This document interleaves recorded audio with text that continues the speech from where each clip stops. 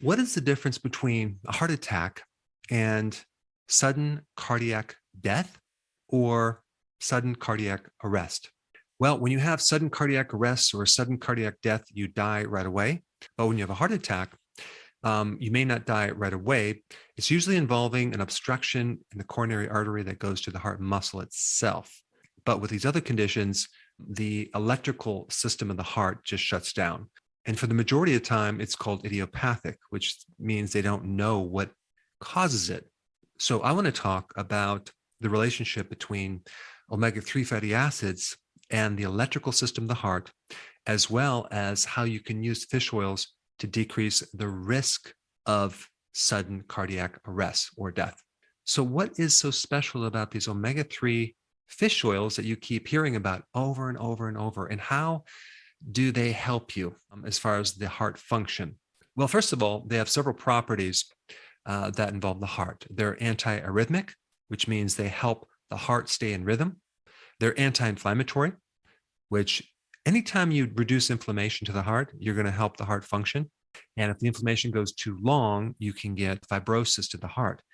And it just so happens that these fish oils trigger genes that turn off the fibrosis effect of the heart.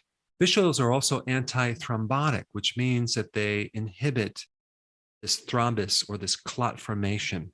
So they help keep the blood on the thinner side so it doesn't clot unnecessarily. Even though if there's a problem in the artery, you want it to clot, but fish oils can help prevent this inappropriate clotting. Fish oils also support this endothelial layer on the inside of your arteries, which is going to help your blood pressure. And it's also going to prevent the formation of calcium and cholesterol from forming on the inside of the arteries.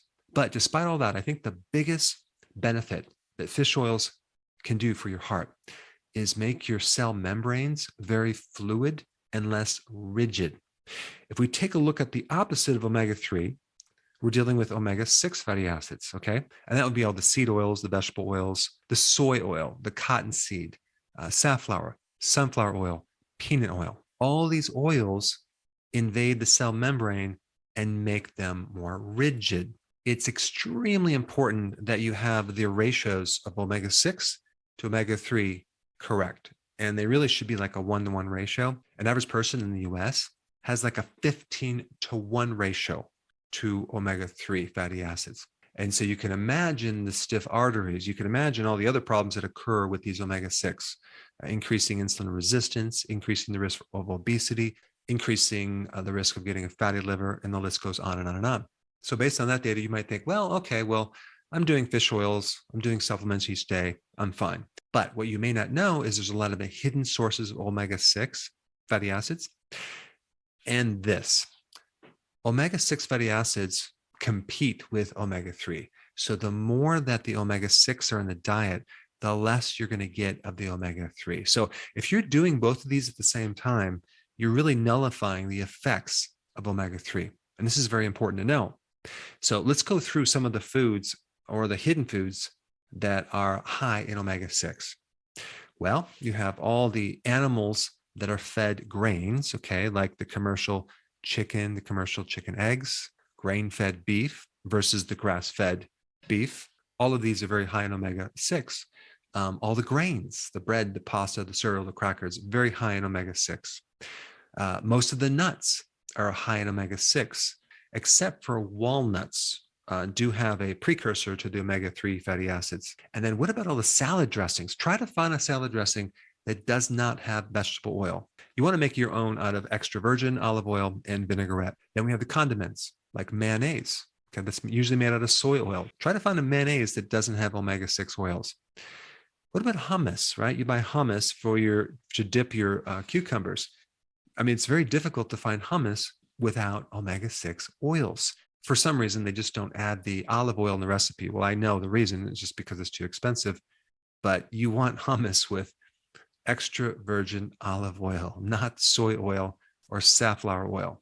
Now, farm-raised fish does, by the way, have more omega-3 fatty acids than wild-caught fish. However, it also has 6 times higher omega-6 fatty acids then wild-caught fish. And then we have restaurant food. I mean, it's just loaded with omega-6 fatty acids and the oils, and fast food, especially typical French fries, deep fried in all the omega-6 oils. So this is a very important video. If you don't know this information, start increasing, your fish oils. Cod liver oil is a little bit better because it not only has the omega-3 fatty acids, but it also has vitamin D and vitamin A, whereas fish oils don't. However, fish oils are still good. Make sure you include salmon or fatty fish, wild caught, in your diet on a regular basis. But more importantly, really start avoiding these omega-6 fats that seem to creep into our diet so often. And on top of that, it's fascinating to me how the so-called nutritional experts will tell you that you need to replace your saturated fats with the omega-6 when there's absolutely no evidence to show that that's going to improve your heart in any way, shape, or form. Now, if you haven't seen my video on cod liver oil, you should check that out. I put it up right here.